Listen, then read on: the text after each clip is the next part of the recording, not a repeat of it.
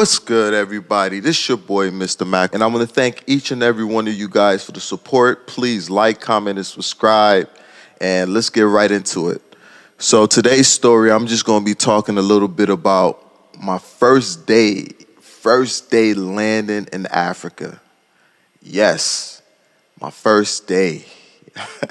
But before I get into that, I just want to say a little bit of how I even got into a situation where I had to go back to Liberia.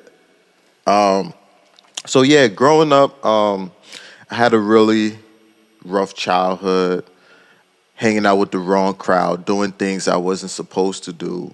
And even to this day, some of those old things that I did kind of follows me, per se, I would say.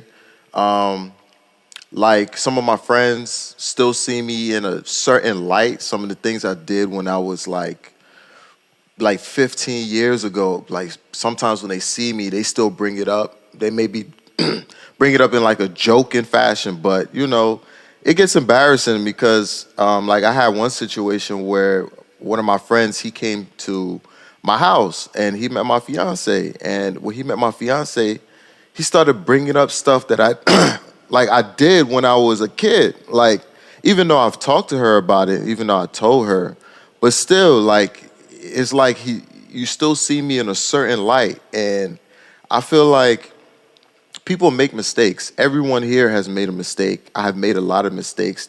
There's things I've done I'm not proud of, and there's things I've done I wish I can turn back the hands of time and just go back and not do them. But there's nothing you can do. All you can do is to move forward, and not continue to do the same old things that you used to do. Like when I was little, I used to steal, and I used to rob people and stuff like that. As an adult now, it's not something I want to do. It's not something I plan to do. But it seems like I just can't get away from my old self. There was even another situation where I was at work and I ran into one of my old church mates' mother, and she saw me. She brought up some things that I was really embarrassed about, and some things that I felt like as an adult, those things are behind me. They're in my past, but I just can't seem to get away from them. And I've learned to accept it, but it kind of makes me.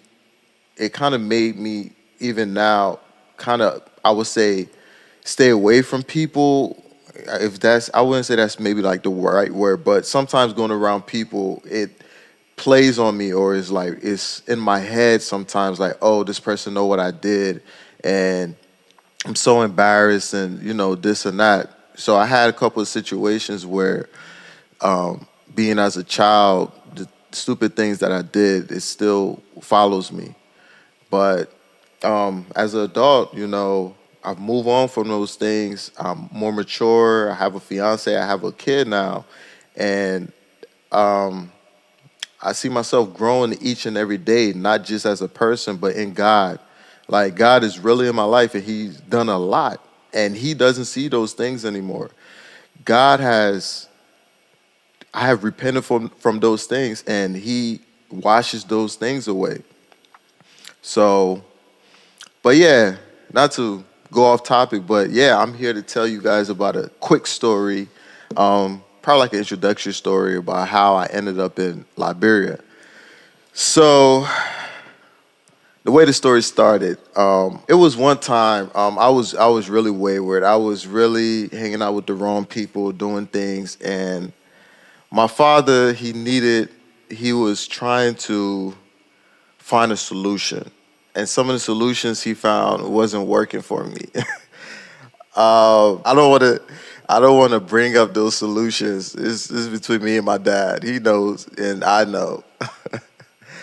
But yeah, so one time we was in the car. I forgot where we was driving, but he asked me a question. And I still remember this question to this day.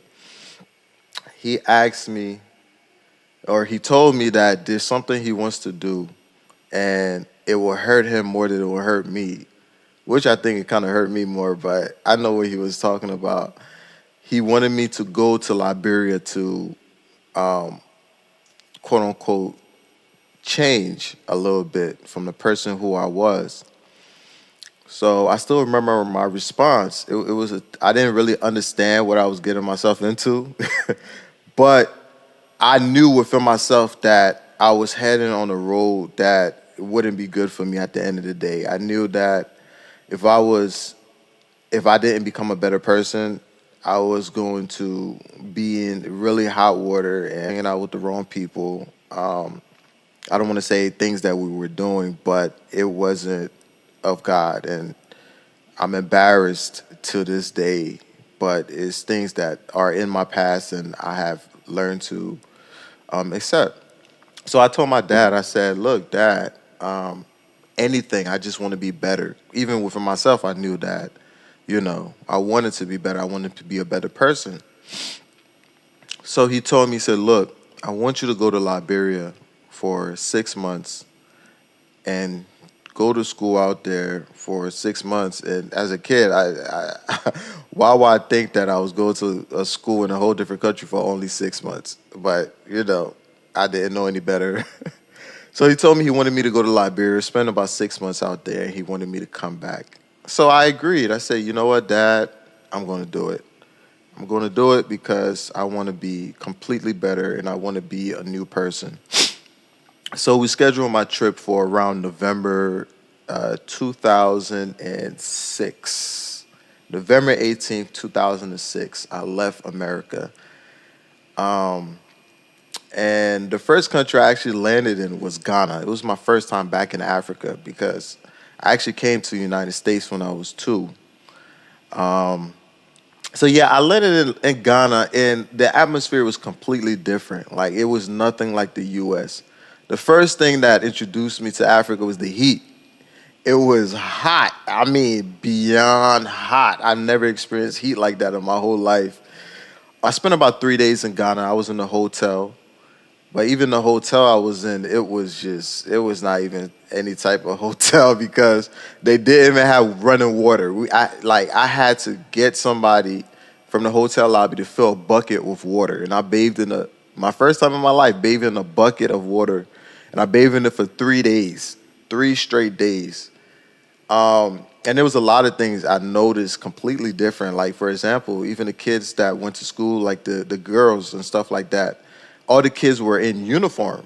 In America, only private school students wear uniform. Everyone else, they wear, whatever you want to wear. But over there, every single school, you must wear uniform. And in Ghana, the girls have to cut their hair. So every girl and every boy basically had the same haircut, which was really strange to me. Like, I thought it was just a few of them, but every single girl I met that was in high school down, they had a low fade. It was strange. And I saw like a lot of strange things I've never seen before. I seen somebody stand in the middle of the road and just urinated right in the middle of the road. Like I've never seen anything like that in my life. It was a completely different environment. So, yeah, I mean, I would definitely get into more stories about my time in Ghana. So, my first 3 days in Ghana, it was November 21st, 2006, and I got on another plane, very short flight, because the flight from America to Ghana, that was about like 18 hours. So I was relieved when the next flight was only about 2 hours. I think it was about 2 hours. So got on the plane from Ghana to Liberia, and Liberia was even worse. I'm sorry, I'm not trying to put my country down or anything. I'm just here just to say things the way it is, and from my perspective. To someone else, it could be a whole different perspective. So please allow me to have my perspective. It was completely worse in my opinion because at least like Ghana, their airport looked like an airport. Like right now, we have a airport. When you get to our airport, it looks like an airport. But at that time, our airport was like a 2-bedroom house. I tell you no lie. Like it was a very small 2-bedroom house. You wouldn't even believe it was an airport. I couldn't believe it. This was my first time in my country, and this is the thing that I'm experiencing. So I got down from the plane into this airport, if you know what I mean. And the one of the weirdest things I seen was, you know, the conveyor belt that brings your suitcase that automatically rotate around and for people to pick out their suitcases. It was broke. It was broke. The thing couldn't move. Like someone was loading the suitcase from outside from the plane into the conveyor belt, and there was a dedicated person holding the conveyor belt and pulling it. And they was just pulling the conveyor belt manually. That guy, every flight that came in, that was his job, to manually spin the conveyor belt. I've never seen anything like that again. And I've never seen anything like that again in my whole life. It was a very, very unique experience. And I would never forget it. So yeah, we finally left the airport, got through customs, and the whole time people are just like begging you for money. Like, oh my man, give me dollar, give me this. I'm like, bro, I don't have any money. Like, I did have money, but this is all I had. I left America with $200 in my pocket. That's all I had to my name. My things and $200, bro. That's all I had. And matter of fact, getting back to Ghana, somebody took about 90 something dollars from my pocket. They told me that the airplane was overloaded. This is my first time getting scammed. I've just got into a new country, and I haven't been here for more than 4 or 5 days, and I'm already getting scammed by people. The lady said that if I don't pay $90 or something like, yeah, it was around $90. If I don't pay $90, they're gonna put my things off the plane. Now, mind you, I left when I was like, 17? It was my first time traveling by myself, my first time traveling at all. And I was traveling by myself to a whole nother country. I didn't know what to do. There's nobody I can do, nobody I can ask. And I was online. Nobody said anything. Everyone minded their business. And I took out that money and I gave it to her. Later on, I found out it was a scam. I was so mad. I was so angry. But I mean, I guess it's just those things, one of those things you have to go through, you know? So yeah, going back or reverting forward to where I was, leaving the airport, it was just people all day just asking you for money. And I'm a kid, man. I don't even know what to do. I had people pulling on my shirt and people holding my hand. And I'm scared. I'm terrified. I'm petrified. So I finally left the airport and, I had my aunt waiting for me or whatever. And it was my aunt, I think her husband and and her son, my cousin. So when we left the airport, the first thing I noticed is the darkness, man. Like, wow. Leaving the airport, it was completely pitch black. You could not see anything through that pitch black darkness. All you can see is trees, a house, trees, two houses, trees, a house on both sides of the road. At that time when I got there, 2006, the 14-year civil war that fought in my country just ended. So infrastructure was completely gone. No street lights at that time. Like people just had like a stick, like a long stick, and some people hang like a light bulb and stuff. That was like the street lights, and that wasn't even government sanctioned. So it was completely new. And all this is happening. I'm taking all of this in. This is my first day back in my country. The house where we went to, and like I said, I'm not here to put nobody down. I'm not here to speak on nobody. I'm not here to, embarrass anybody. So I'm leaving all names out. But the house where we got to was a completely unfinished house. Half of the house, because over there, the roofing system is zinc. Anyone who's been over there, is metal zinc. So your roof can get rusty.